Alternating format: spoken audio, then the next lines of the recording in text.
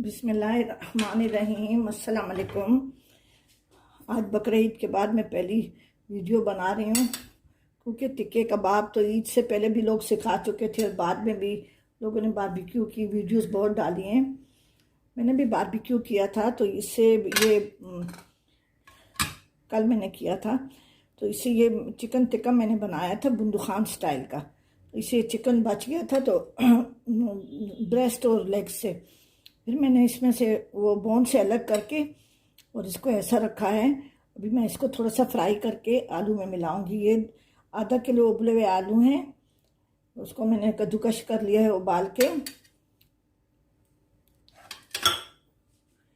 मसालों में ये कुटा हुआ धनिया है, कुटी लाल मिर्च और कुटा जीरा है, कुटी काली मिर्च। ये सब 1-1 टीस्पून है और कुटी काली मिर्च 1/2 टीस्पून है।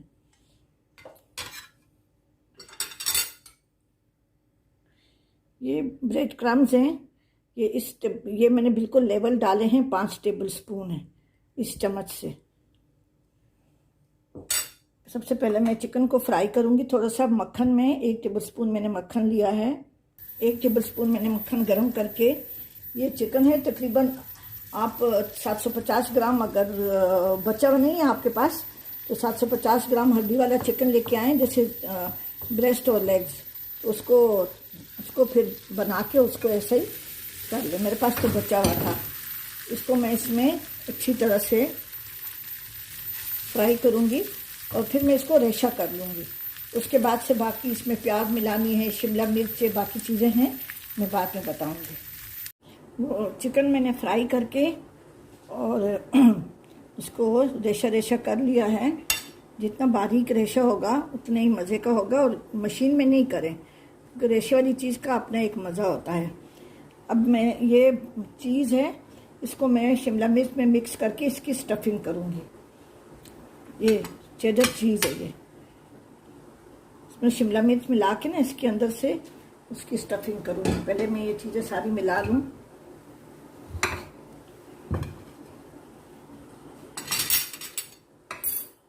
सबसे पहले मैंने बॉयल आलू डालने हैं।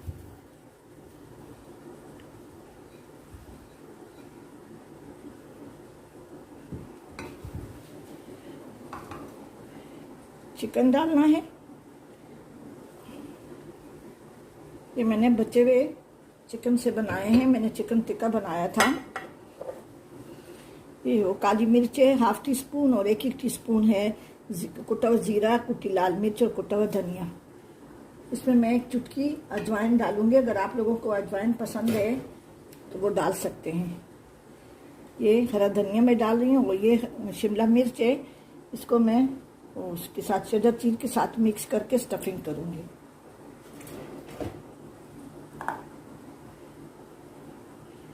प्याज है,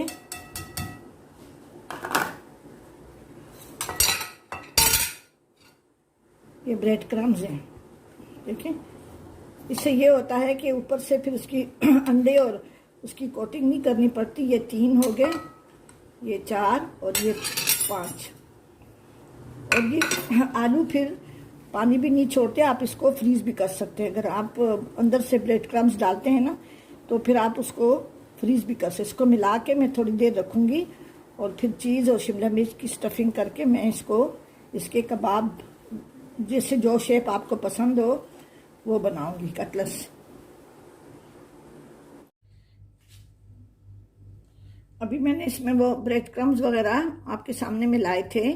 इसमें आधा किलो आलू हैं और तकरीबन आप 750 ग्राम चिकन ले लें। अगर आपके पास बचा हुआ नहीं है तो उसको टिक्का टाइप बना के फ्राई करके उसको बोनलेस करके और इसी तरह से फिर मेरी तरह कबाब तैयार करें। इसमें मैंने प्याज और धनिया और कुटा हुआ जीरा, कुटी लाल मिर्च, काली मिर्च, ब्रेड क्रम्स और नमक हस्बे जायका आपने डालना है। थोड़ा सा हाथ कम रखें इसलिए कि चिकन में भी नमक है और जो मैं चीज़ स्टफिंग करूँगी चेडर चीज़ है उसमें भी नमक है। तो इसलिए मैंने इसमें, अगर आपको ये कबाब आपने ये मसाला बना लिया और आप पहले कबाब ऐसा तल के सादा देख लें, अगर ये बहुत नरम हो रहे हैं तो थोड़े से ब्रेड क्रम्स और मिला सकते हैं। ब्रेड क्रम्ब मिलाने का ये फ़ायदा होता है कि ये हम लोग फ्रीज़ भी कर सकते हैं। अभी ये चेडर चीज़ है और ये शिमला मिर्च है, इन दोनों को मैं इकट्ठा कर दूंगी। छोटी सी शिमला मिर्च है, शिमला मिर्च बहुत ज़्यादा नहीं डालिएगा। शिमला मिर्च और चीज़ का कॉम्बिनेशन बहुत ही मज़े का होता है। और ये ब्रेड क्रम्स हैं, ये मैंने अभी फ्रेश बनाए हैं। मैं अंडा वगैरह कुछ नहीं करूँगी। ये थोड़ा सा ऊपर से क्रिस्प रखने के लिए मैं हाथ गीला करके कबाब बनाऊंगी और फिर मैं इसमें हल्का सा कोट करके प्लेट में रखती जाऊंगी। बिस्मिल्लाहिर्रहमानिर्रहीम। आप कबाब थोड़े से बड़े बनाएं ताकि उसमें से चीज़ न निकले, और वैसे भी बच्चों को ये अच्छे लगते हैं तो दो दो कबाब वो नहीं खाएंगे, तो थोड़ा सा बड़ा बना लें। और वैसे स्टफ़ वाले कबाब जो है ना वैसे भी बड़े होते हैं। ये देखें, ये मैंने इसमें हस्बे ज़रूरत डालें, बहुत ज़्यादा नहीं डालें, ज़्यादा शिमला मिर्च भी नहीं होनी चाहिए।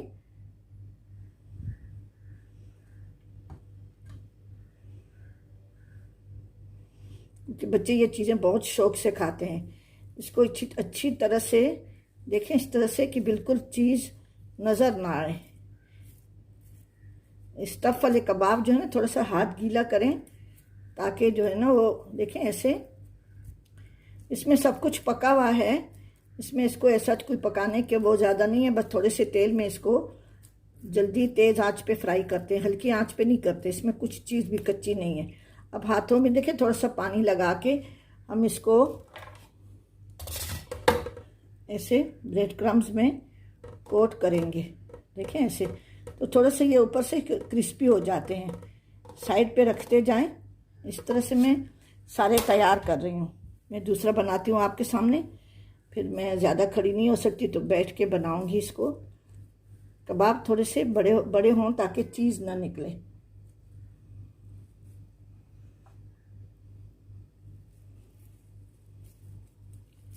अगर आप बोनलेस चिकन टिक्का बनाते हैं तो वो हाफ kg आप ले लें। मेरे पास तो बचा हुआ था, मैंने बारबेक्यू किया था तो उसमें से उसका मैंने ज़ाया नहीं किया।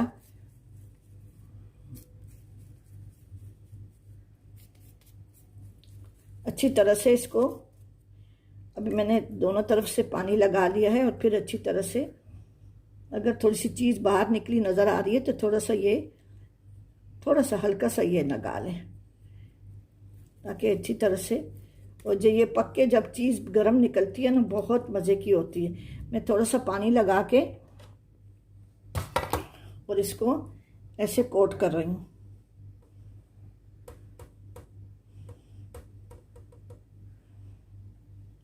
इसी तरह से मैं सारे कबाब बना रही हूँ। वो बाकी के कबाब मैंने बना के ये इसमें से ये फ्रीज कर लिए हैं मैंने। अगर आप आलू के कबाब बना रहे हैं उसके अंदर ब्रेड क्रम्स डालें तो आप उसको फ्रीज कर सकते हैं। मैंने अंडा वगैरह कुछ नहीं लगाया, सिर्फ पानी लगा के कबाब बनाए हैं, और उसको फ्रेश ब्रेड क्रम्स मैंने बना के और इसमें मैंने इसको बना के ये फ्रीज कर दिया है। ये मैंने फ्रीज किया है। अब खाने के लिए मैं बनाऊंगी जितनी मुझे ज़रूरत है। ये दो कबाब मैंने और बना लिए ये फ्राई करने के लिए, और ये मैंने आपको दोबारा दिखाने के लिए इनके एक दो कबाब और बना लूँ।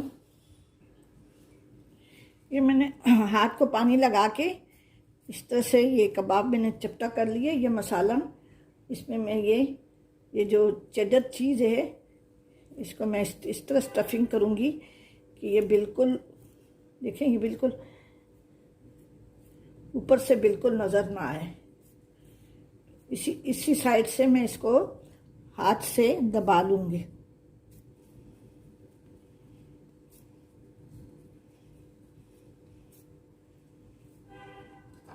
इसको भी मैं ब्रेड क्रम्स से कोट करूँगी। ये थोड़े से फ्रिज में मैंने रखे थे, ठंडे हो गए हैं। और कुछ कबाब मैंने ये छोटे से बनाए हैं, कॉटेज चीज़ में मैं बनाऊंगी। ये वाले चेडर चीज़ में हैं। काफ़ी सारे लोग घर में जिनको चेडर चीज़ नहीं अच्छी लगती, कोई क्रैक्स नहीं होने चाहिए।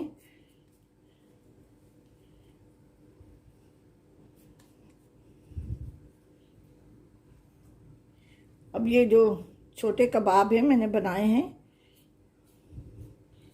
मेरे पास ये कॉटेज चीज़ है। ये कॉटेज चीज़ है, मैं घर में भी बनाती हूँ, लेकिन ये मैं पेशावर से लाई हूँ। पेशावर में बहुत अच्छी कॉटेज चीज़ मिलती है, सदर बाज़ार में मिलती है। मैं जब भी आती हूँ वहाँ से लेके आती हूँ, फिर ये ख़त्म हो जाए तो फिर मैं घर में भी बनाती हूँ।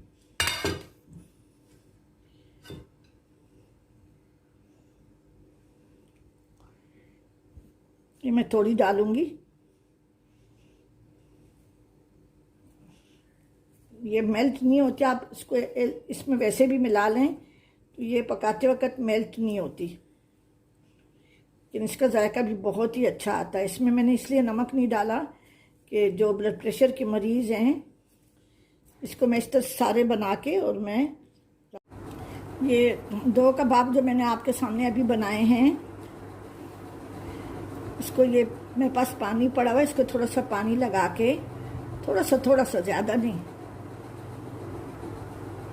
और ये ब्रेड क्रम्स हैं, मैं इसको कोट करके अभी मैं इसको फ्राई कर रही हूँ।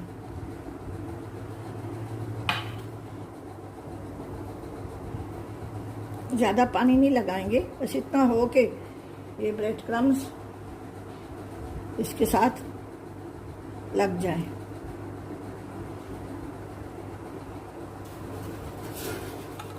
ये मैंने कॉटेज चीज़ के भी कबाब बनाए, इसी को मैं इसी तरह से पानी लगा के